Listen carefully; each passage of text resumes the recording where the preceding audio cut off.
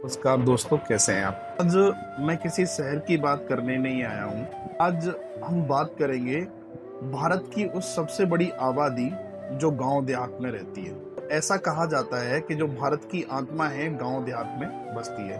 अगर ऐसा है तो आज भी गांव देहात में लाखों ग्रामीण किसान परिवार मूलभूत सुविधाओं से वंचित क्यों हैं? आज भी उनके बच्चों के पास अच्छी शिक्षा, अच्छा स्वास्थ्य, अच्छी सड़कें, अच्छी बिजली, अच्छा पानी, अच्छा खाना, जो देश का अन्नदाता है, जो पूरे विश्व को खाना खिलाता है, पूरे देश को खाना खिलाता है, आज वह अपनी रोजी रोटी के लिए, अपनी मूलभूत सुविधाओं के लिए जद्दोजहद क्यों कर रहा है? ये सबसे बड़ा सवाल है। क्या गांव में प्रतिभा की कमी है? ऐसा बिल्कुल नहीं है। गांव में मेहनत है, ईमानदारी है, सद्भाव है, भाईचारा है, लोग मिलजुल कर रहते हैं। भले ही किसी प्रकार का कोई भेदभाव हो, लेकिन अगर कोई भी ऐसा संकट आता है तो उनमें एकजुटता देखने को मिलती है, सौहार्द त्योहारों पर देखने को मिलता है, आपस शादी विवाह या अन्य समारोह में एकजुटता मिलती है।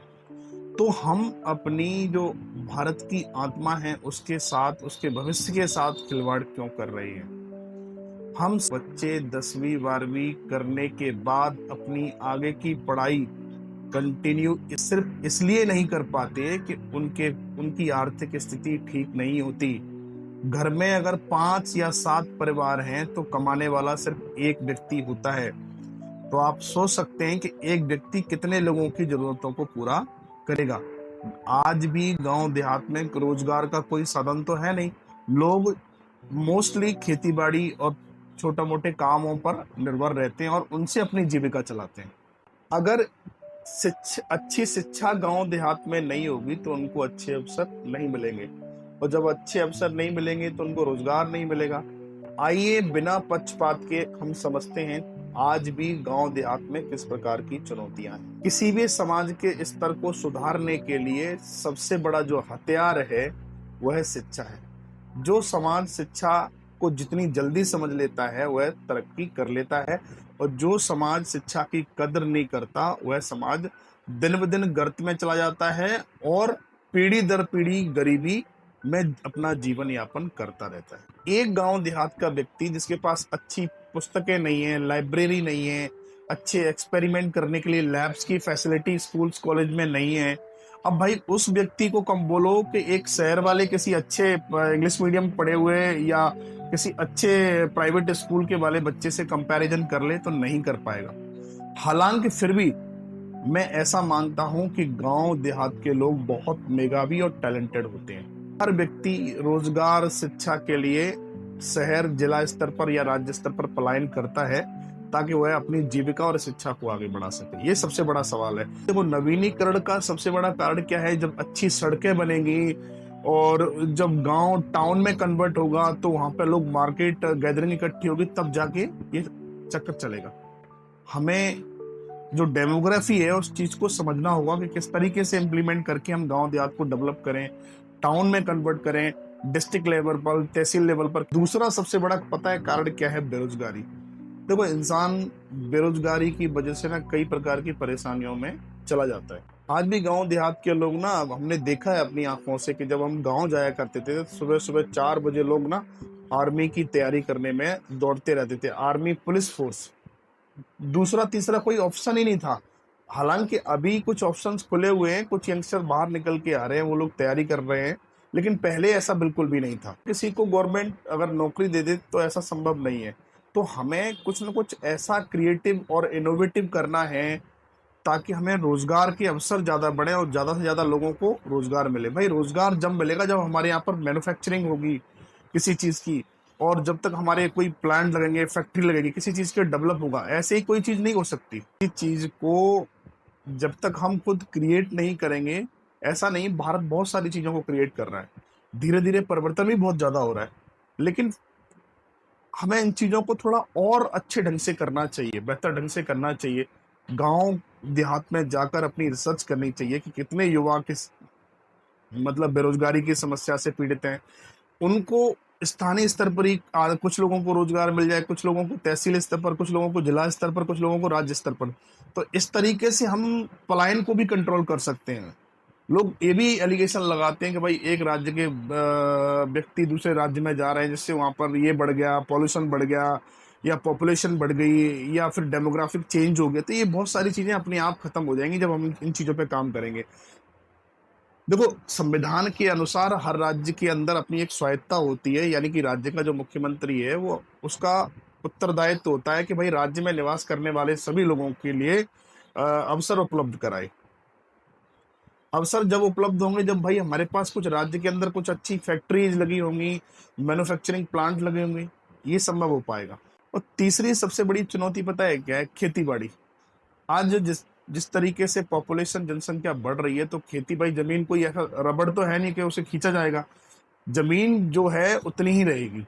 तो हमें कुछ अलग करना चाहिए। वैसे हाइब्रिडाइजेशन कर रहे हैं लोग, अच्छी अच्छी दवाएं और पेस्टिसाइड की वजह से खेती की जो उपज है, पैदावार है, जो वो हम बढ़ा रहे हैं, लेकिन फिर भी उतने सक्षम नहीं है। आज भी खेती लाखों परिवारों की जो आय का मुख्य स्रोत है, लेकिन हर चीज में लागत, उसकी जुताई, बुवाई और पानी में बहुत ज्यादा खर्चा होता है गाइस।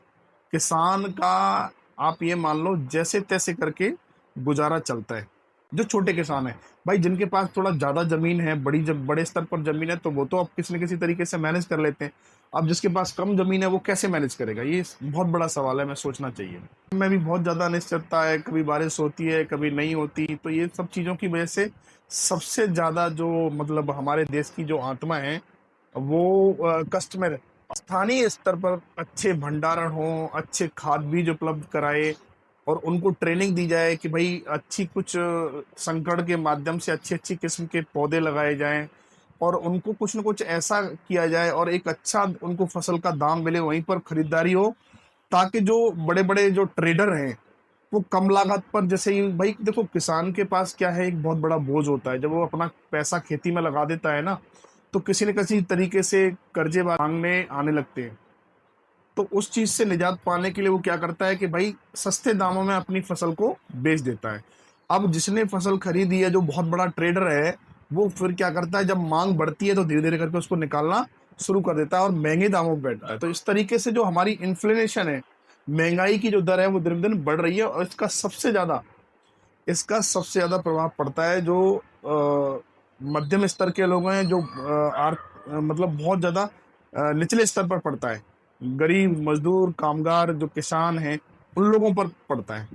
अब बड़े अजीब सी बात है, जो किसान गेहूं और आलू पैदा कर रहा है, जब वो बाजार से खरीद के लाता है तो बढ़े हुए दामों पर खरीद के लाना पड़ता है उसको। इन सब चीजों का हम सॉल्यूशन जब तक नहीं ढूंढेंगे, तो तब तक भारत की आत्मा के साथ हम खिलवाड़ करते रहेंगे। गांव देहात में अगर रात में इमरजेंसी में कोई भी बच्चा या बुजुर्ग या कोई स्त्री बीमार पड़ जाए ना, तो अच्छी सुख सुविधाएं नहीं है। गांव स्तर पर कोई एक अच्छा डॉक्टर या अच्छी मेडिसिन अवेलेबल नहीं है कि नाइट में उस चीज को फर्स्ट एड के माध्यम से उसको कंट्रोल ही। आज भी गांव देहात में मैंने देखा है बहुत ज्यादा मतलब लोकल डॉक्टर्स अवेलेबल होते हैं। फिर भी अच्छा है, कम से कम वो उस सिचुएशन को कंट्रोल तो कर लेते हैं। अगर वो लोकल डॉक्टर्स भी ना हो तो कैसे कंट्रोल होगा? और एक्चुअली क्या है ना कि अच्छी मेडिकल फैसिलिटी ना होने की वजह से भाई डॉक्टरों की उनकी जांच नहीं हो पाती, ब्लड की टेस्ट नहीं हो पाता।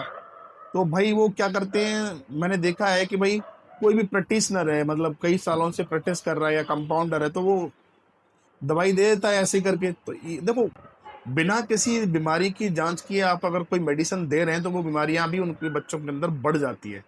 एक होता है ना किसी प्रकार की कोई पेन किलर या सब ये गोलियां देने से ना बच्चों का स्वास्थ्य, चाहे लड़का हो या लड़की, उनका स्वास्थ्य खराब होता है। इसका प्रभाव आने वाले समय में हमें देखने को मिलता है। और पांचवा सबसे बड़ा कारण है सामाजिक समस्या। समाज के अंदर आज भी इतनी सारी रूढ़िवादिताएं, कुप्रथाएं, अंधविश्वास, पाखंड, नशा, ये सब चीजें इतनी हैं कि इस पर हम लोग आगे एक वीडियो बनाने जा रहे हैं, उसमें मैं बात करूंगा इन सब ये सब जो चीजें मैंने अभी बताई हैं, ये विकास में बहुत बड़ी बात है। We are talking about the development, कि हम भारत को एक अच्छा और विकसित राष्ट्र कैसे बनाए हैं, जिसमें सभी लोगों के पास रोजगार हो, अच्छी शिक्षा हो, स्वास्थ्य सुविधाएं।